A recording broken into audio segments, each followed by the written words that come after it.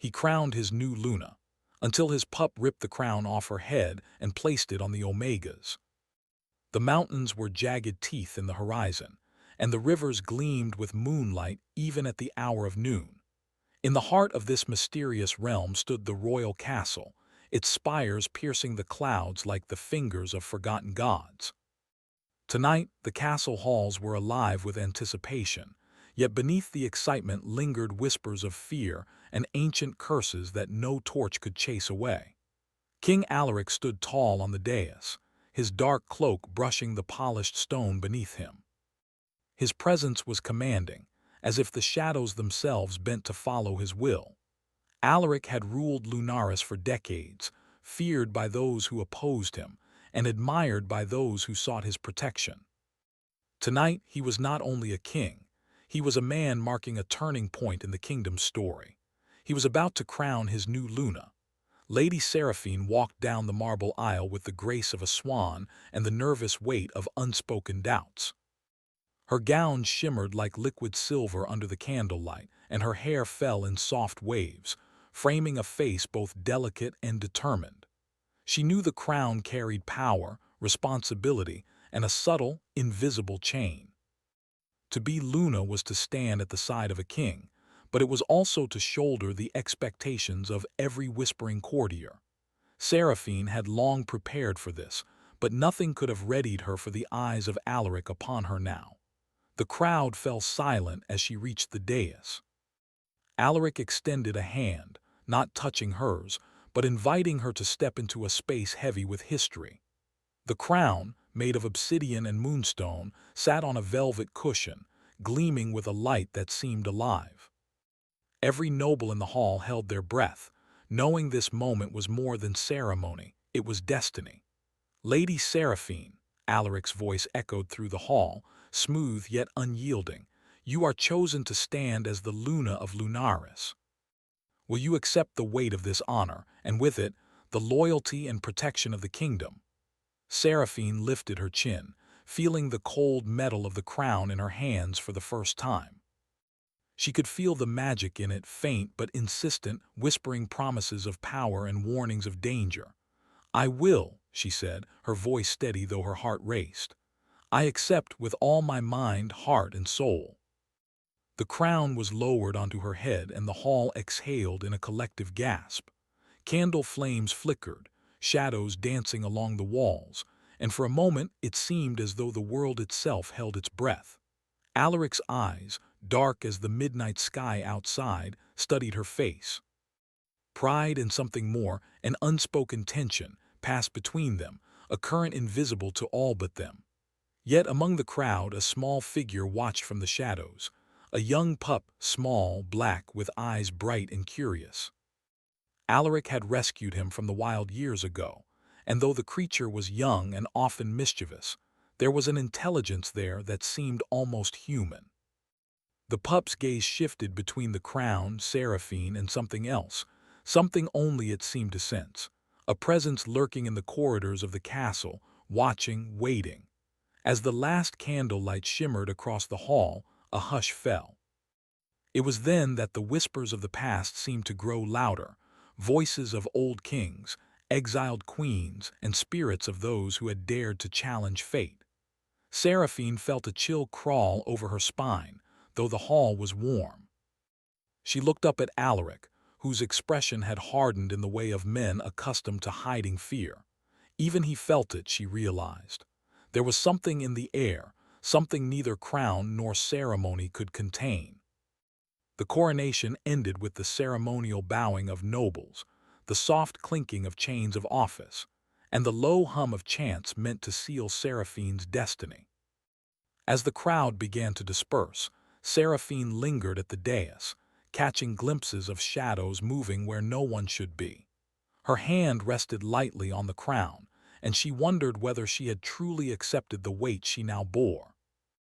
The crown seemed heavier than she expected, as though it were alive, testing her resolve. Alaric approached her, his steps silent but deliberate. You will need to understand the responsibility of this crown, he said softly, so that only she could hear. It is not only a symbol of your position but a guardian of the kingdom's secret. One mistake, one lapse, and it can turn against you. Seraphine's breath caught. She wanted to ask what he meant, but something in his eyes warned her to wait.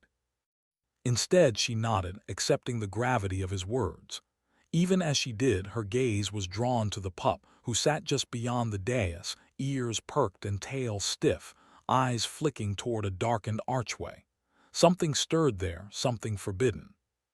The night deepened and the castle grew quieter, the echoes of the coronation fading into memory. Seraphine wandered through the halls, wanting to see the kingdom she now symbolized, but her steps were drawn by a pull she could not name.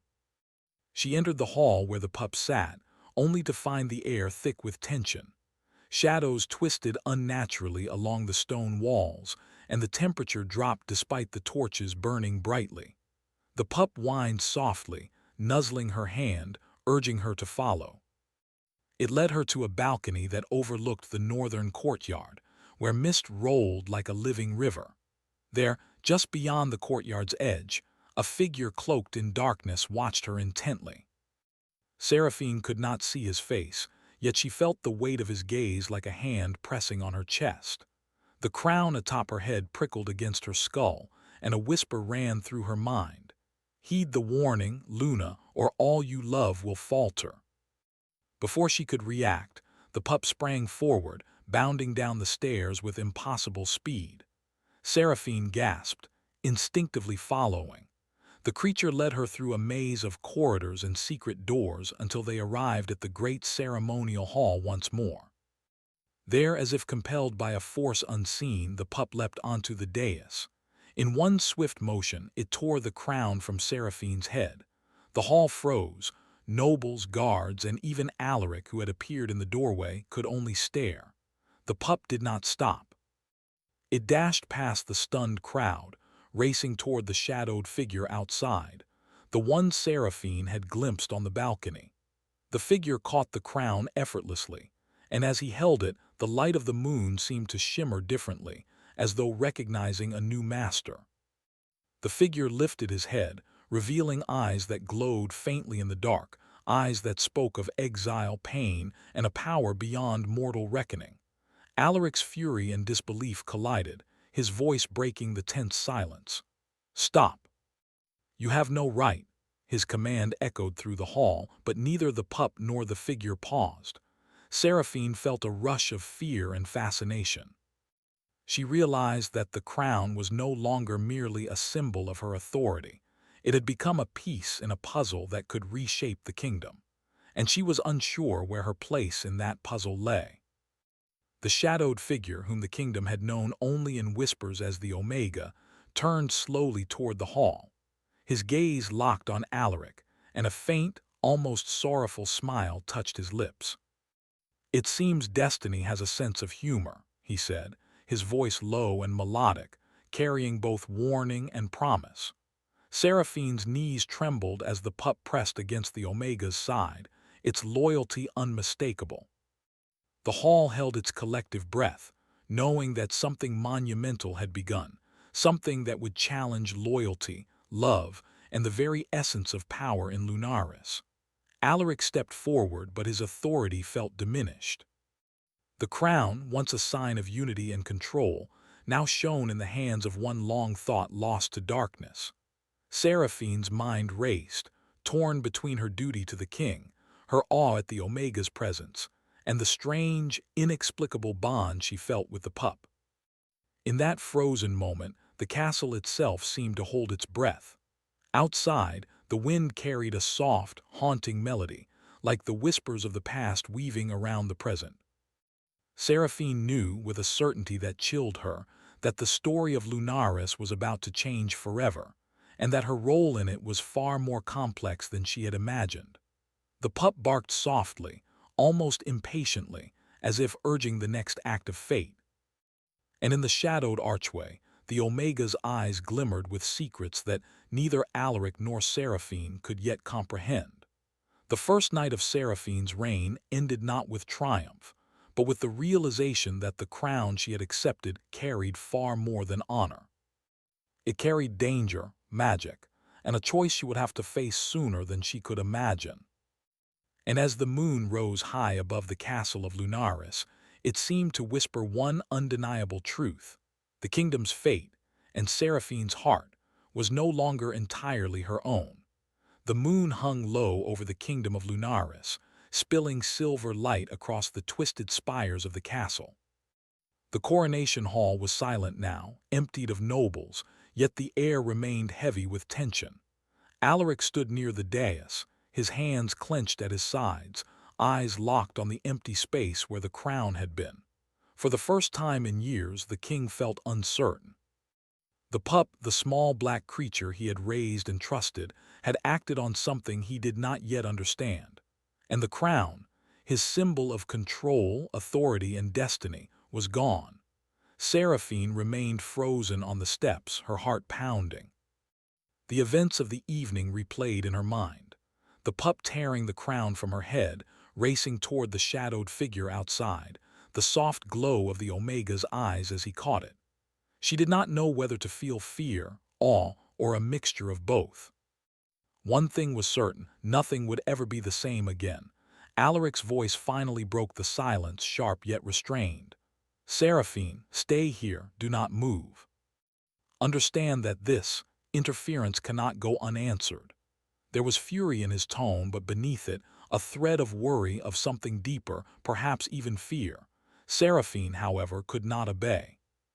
She had glimpsed something in the courtyard, a figure with quiet strength, a sense of justice that seemed to surpass the rigid rules of the castle. She followed instinct rather than command, her steps silent, careful. She could hear Alaric calling after her, but she ignored it, drawn by the pull of the unknown. The pup led her down hidden corridors, narrow and winding, until they emerged into the cool night. Mist swirled across the stone path, and the distant trees of the northern forest loomed like silent sentinels. There, at the edge of the courtyard, stood the Omega. He held the crown in one hand, its moonstones glimmering with light that seemed to recognize him. His face was partially hidden beneath a dark hood, but his presence was undeniable, powerful, calm, and dangerous. "You have courage," the Omega said, his voice soft yet commanding, carrying easily across the mist. "Few would follow the path they cannot see. Fewer still would trust the pup to guide them." Seraphine stepped forward cautiously. "Who are you?" Her voice was firm, though her hands trembled slightly. "Why do you have the crown?" The Omega tilted his head, eyes glinting in the pale light. "I am Kale. Once I held a crown that belonged to me by blood and right. Now I seek only to restore what was taken and to protect what must not fall into the wrong hands." "Wrong hands," Seraphine's voice rose. "The crown is not yours to take." She glanced back toward the castle, knowing Alaric would arrive any moment. Her heart ached with confusion, anger, loyalty, and fascination tangled together. Kale stepped closer, though never too close. "The crown chooses its bearer," he said simply. "Not always the one who claims it, not always the one who sits beside a king. It has its own will. Tonight it chose differently." The pup barked once, low and firm, pressing against Kale's leg as though affirming his words. Seraphine looked at the creature, then back at Kale. A strange thought flickered in her mind. Perhaps the pup had seen more than any human, understood more than any courtier. Before she could speak again, the sounds of the castle echoed through the courtyard. Alaric's voice cut through the night, commanding and furious. "Kale, return what is mine. The crown belongs to Lunaris, to me, to the Luna I choose." Kale's response was calm, deliberate. "It belongs to no one who cannot bear its truth." His words held a weight that Seraphine could not fully understand, yet they stirred something inside her. The crown was not simply a symbol of authority. It was a living force, aware, powerful, and capable of deciding its own fate. Alaric appeared at the edge of the mist, his cloak sweeping the ground. The moonlight caught the glint of his sword, though he made no move to strike. His eyes, dark as midnight, were fixed on Kale, but they flicked to Seraphine often, searching for a sign of allegiance, a flicker of loyalty. Seraphine felt a strange tension knot her stomach. She had sworn loyalty to Alaric, yet something inside her stirred at Kale's calm defiance. "You will not take the crown," Alaric said, his voice tight, "and you will not deceive her. Step back." Kale's smile was faint, almost sad. "I deceive no one. I show only what the crown itself desires. And the crown desires something more than ceremony, more than power. It desires balance." The words hung in the air. Seraphine's mind whirled. Balance. Could a crown, an object of stone and metal, truly have its own will? Or was Kale speaking of something more? Something she could not yet name? The pup yipped again, impatiently. Then it did something unexpected. It stepped fully in front of Seraphine, crouching low as if to say, "Trust me, trust him." Alaric's expression shifted, confusion and anger warring on his face. You let it lead you. After all these years, you trust a creature over me." Seraphine shook her head, trying to steady her racing heart. "It's not about trust or disobedience," she said quietly. "Something is at work here, something beyond us. The crown, it is not simple, and neither is our kingdom." Kale's eyes softened slightly as he studied her. "You understand more than you realize. Few would speak this way. Most would fear. Most would fight blindly for what they cannot yet see." The tension between Alaric and Kale was thick, but it was Seraphine's presence that seemed to hold them in a fragile balance. She felt the pull of both men, Alaric fierce, commanding, a man who demanded loyalty and inspired awe. Kale, quiet, intelligent, a man who had suffered yet remained unbroken. Her heart raced, and though she could not name the feeling, she knew it would shape the choices to come. A sudden rustle from the trees snapped their attention outward. Shadows moved unnaturally among the misted branches, shapes twisting in ways that should not be possible. Kale's hand moved to the crown, protective, as if sensing the danger. Alaric drew his sword, the metal catching the moonlight. Seraphine's pulse quickened. Whatever was approaching, it was not human. Then from the darkness shapes emerged, creatures that seemed woven from shadow itself, eyes glowing faintly, fangs and claws hidden beneath smoky forms. They advanced with silent precision, circling, testing, waiting. The pup growled low in its throat, standing firm before Seraphine. Alaric's voice cut the night again. "Kale, step back, this is my fight." Kale shook his head. "No, tonight we stand together or we all fall." The creatures lunged, but before they could strike, the pup leapt, agile and fearless. It moved with a speed and precision that seemed impossible for such a small creature, striking at shadows with blows that left trails of silver light. Seraphine watched, breathless, as the pup seemed to command the night itself, driving back the shapes and buying them precious seconds. Kale raised the crown, whispering a word that Seraphine could not hear, and the moonstones glimmered brighter, sending a beam of light across the courtyard. The creatures hesitated, writhing against the glow, their forms flickering as if the light revealed something they could not endure. Alaric's sword flashed, precise and strong, cutting through the nearest shadows, but even he seemed taken aback by the pup's courage and Kale's calm control of the crown.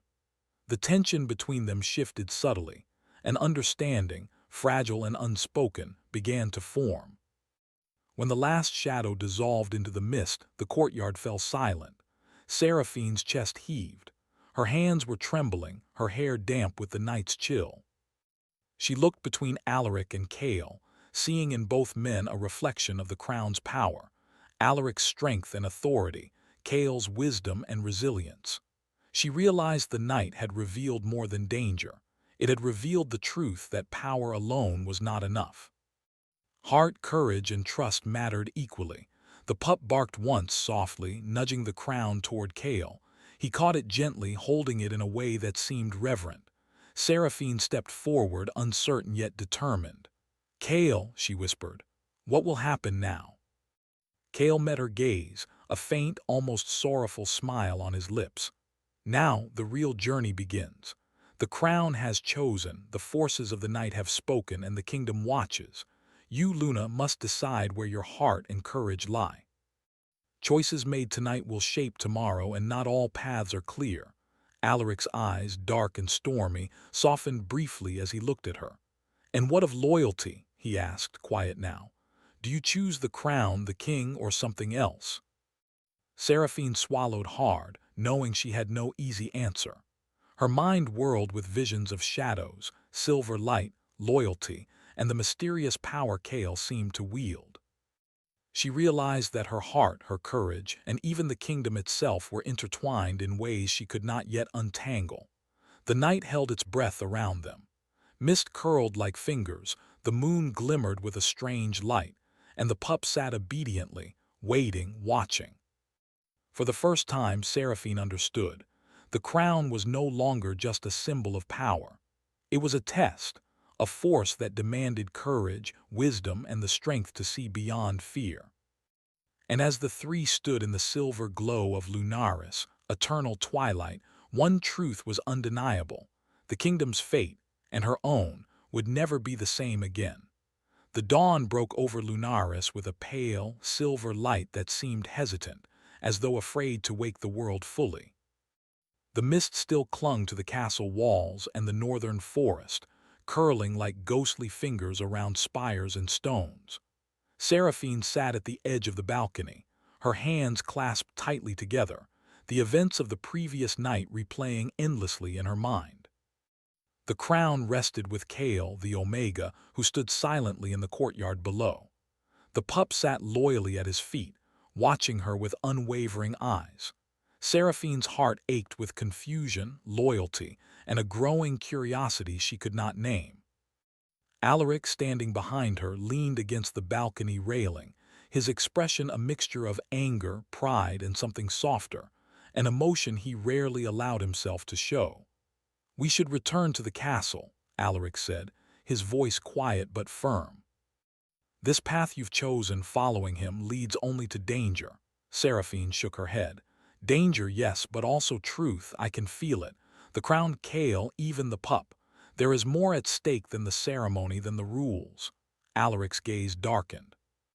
"Rules are what hold the kingdom together. Without them, even the strongest king cannot protect it. And you, Luna, you risk everything by stepping outside them." She met his eyes, her own filled with both defiance and fear. "I do not step outside them lightly. I step outside them because I cannot stand by and watch the crown, the kingdom, and our hearts be controlled by fear." Alaric said nothing, but his jaw tightened. The words hung between them like steel. Seraphine felt the weight of the crown, not in her hands, but in the pull of responsibility it carried. The crown was no longer hers to command, yet it demanded attention, demanded choices, demanded courage. Kale's voice broke the silence from the courtyard below. "We must leave the castle. Darkness gathers faster than any of you suspect, and the crown calls to more than pride or loyalty. It calls to the truth of your hearts." Seraphine descended to the courtyard, Alaric following reluctantly. The pup ran ahead, leading them along hidden paths through the northern forest. The trees were dense, their branches twisting like the fingers of giants, and the mist turned the path silver and strange. Every step Seraphine took, she felt the crown's influence, even from a distance, guiding her, testing her, drawing her toward choices she had not yet faced. Kale moved with a quiet grace, the crown held carefully in both hands. "The forces that oppose us are ancient," he explained. "Shadows, old curses, and the fear of power misused. They test those who hold the crown to see whether hearts are strong enough, whether loyalties are true." Alaric's hand hovered near his sword, though he did not draw it. "And you, who are you to challenge me? You speak of tests and loyalty, yet you stole what belongs to Lunaris." Kale's eyes met his, steady and unflinching. "I stole nothing. The crown itself chose, and it chose what was necessary. Tonight, every path will be tested, every heart will be weighed." The forest deepened, the shadows thickened, and the mist curled around their feet. Seraphine's mind churned. Her loyalty to Alaric battled her curiosity about Kale. Her fear of the shadows warred with the thrill of discovery. And somewhere deep in her chest, A quiet longing for understanding, for courage, for connection began to bloom. A sudden movement in the trees froze them all. Shapes darker than night itself slithered through the mist, creatures born of shadow, bound by ancient magic, their eyes glowing faintly with hunger and malice. The pup growled, low and warning, while Kale lifted the crown, its moonstones shining like beacons in the dim light.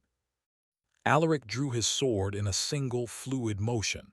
"Stay behind me," he commanded. Seraphine did not move. She realized with a start that she could not hide behind anyone, not Alaric, not Kale, not even the pup.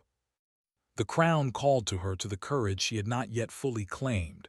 She stepped forward, her voice ringing clear. "I am here, I will face it." Kale's eyes softened just slightly. "Good, the heart must be willing. Fear will break the strongest spirit if it is not tempered with courage." The creatures attacked, slithering closer, their forms twisting unnaturally. Alaric moved first, striking with precision, his sword cutting through shadow.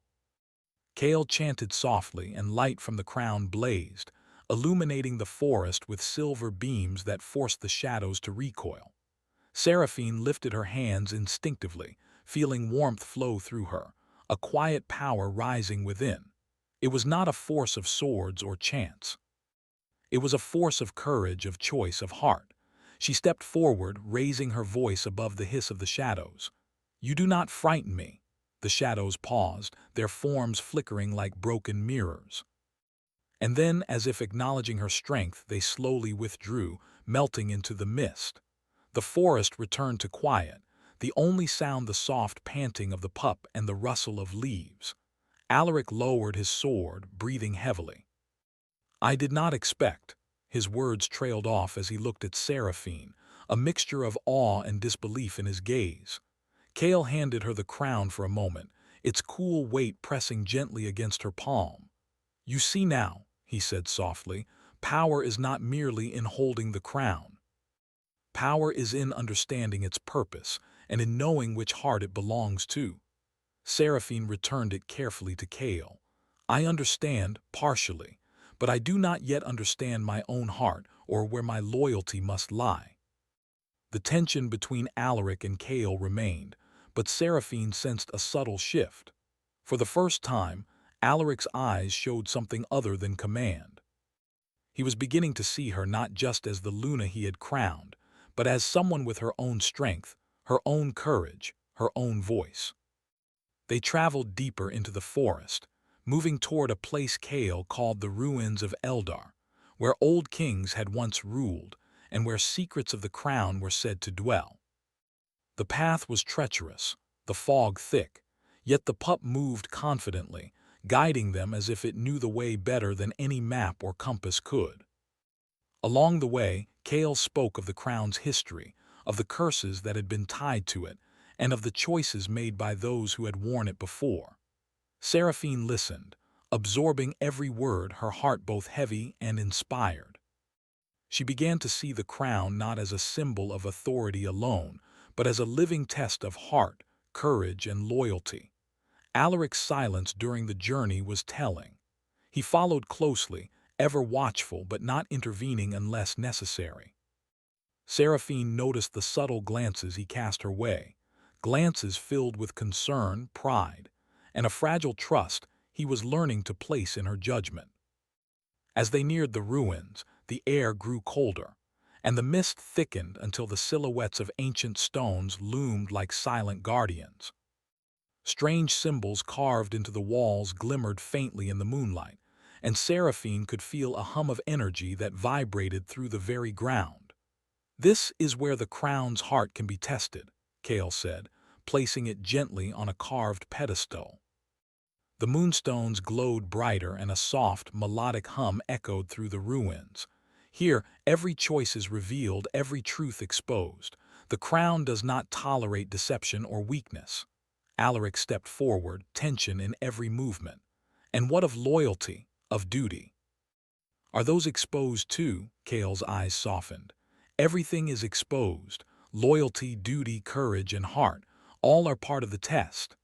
Seraphine felt the crown calling to her again, a quiet whisper urging her to step closer.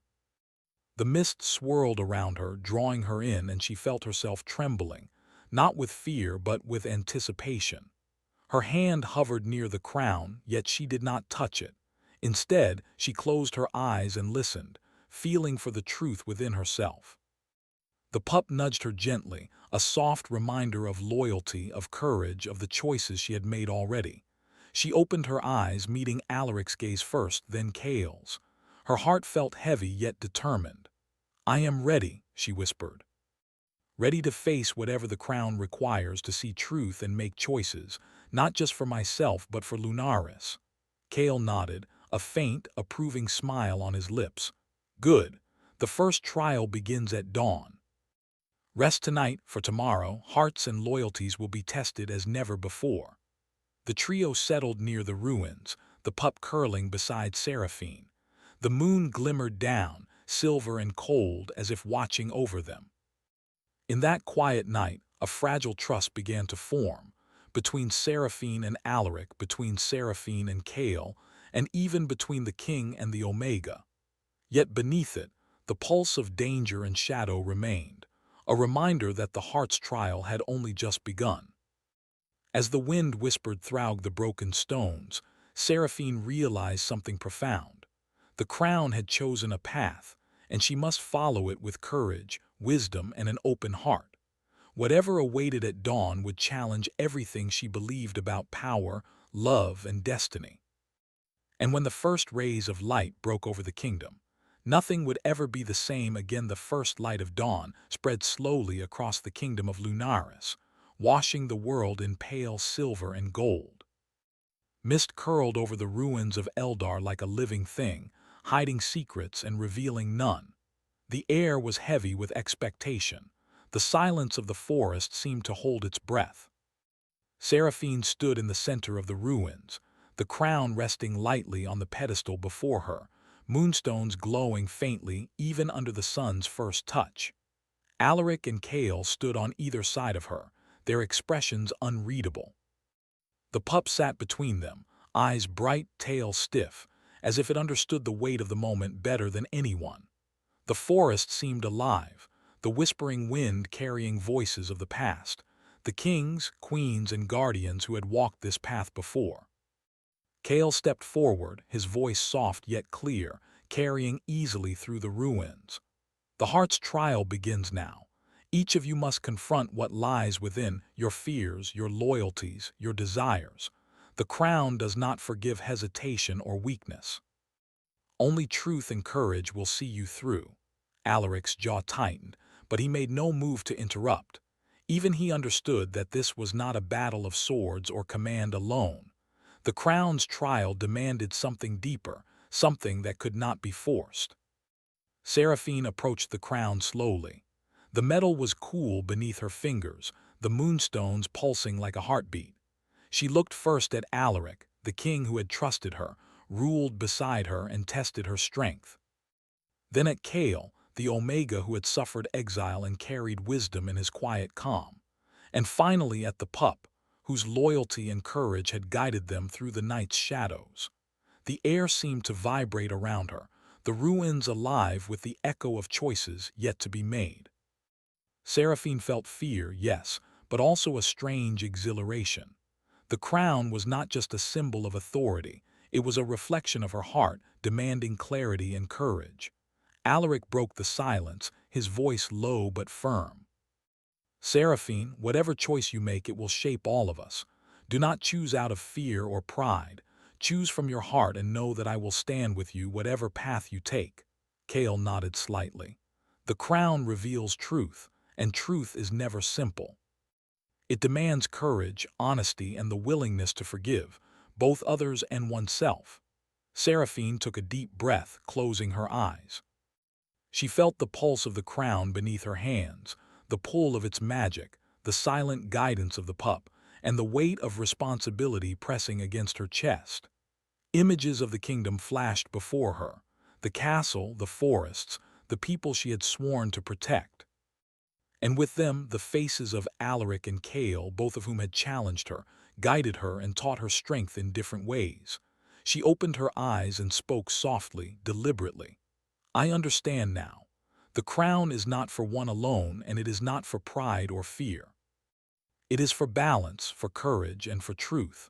Whoever wears it must carry not just power, but heart and willingness to choose wisely. The ruins shimmered faintly as her words settled into the air. The crown lifted slightly from the pedestal, responding to the sincerity in her voice.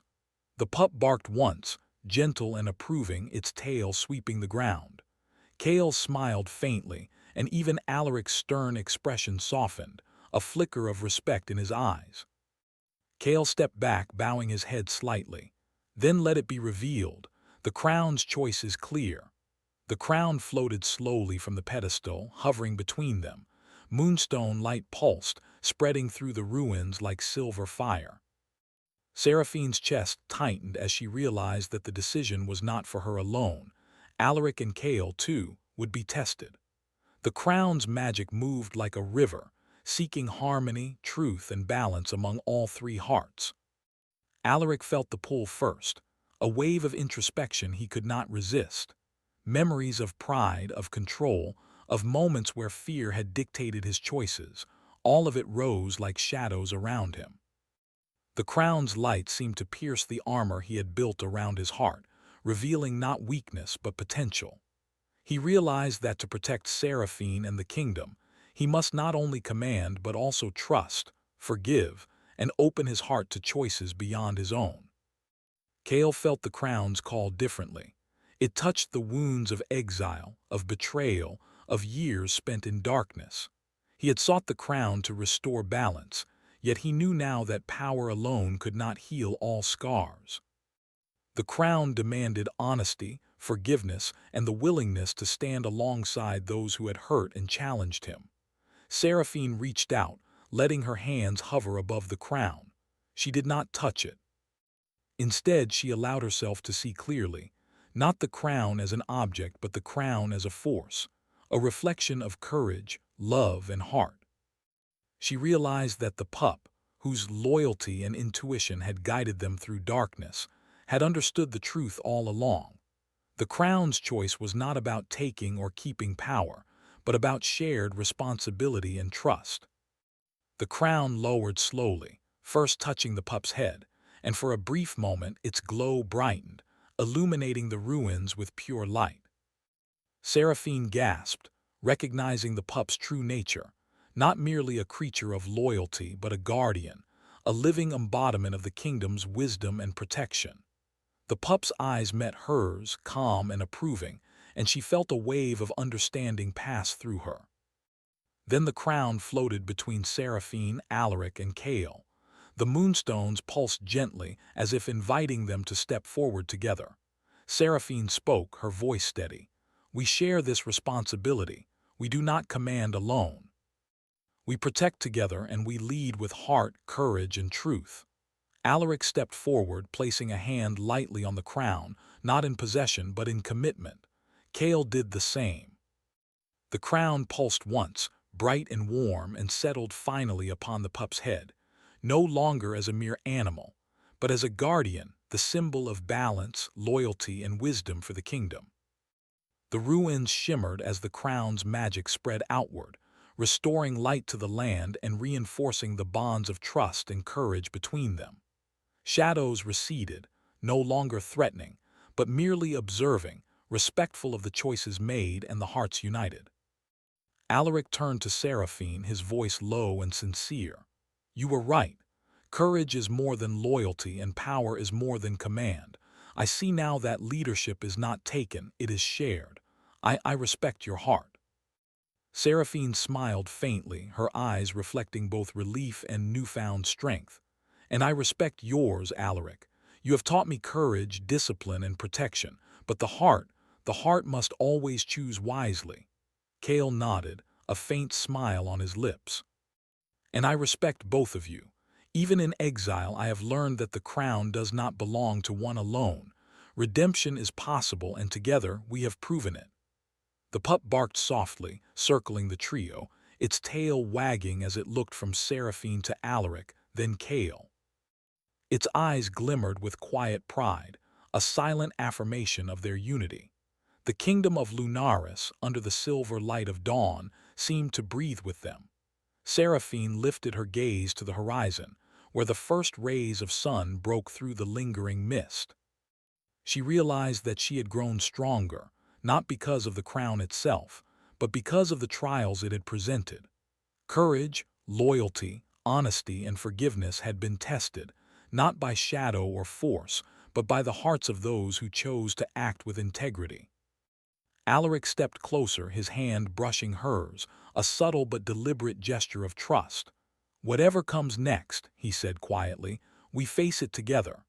Kale joined them, and together they stood in the ruins, watching the sunrise. The crown, now resting atop the pup's head, shone with a soft, steady light, symbolizing balance, guidance, and the wisdom that comes from shared strength. Seraphine felt peace for the first time since the coronation.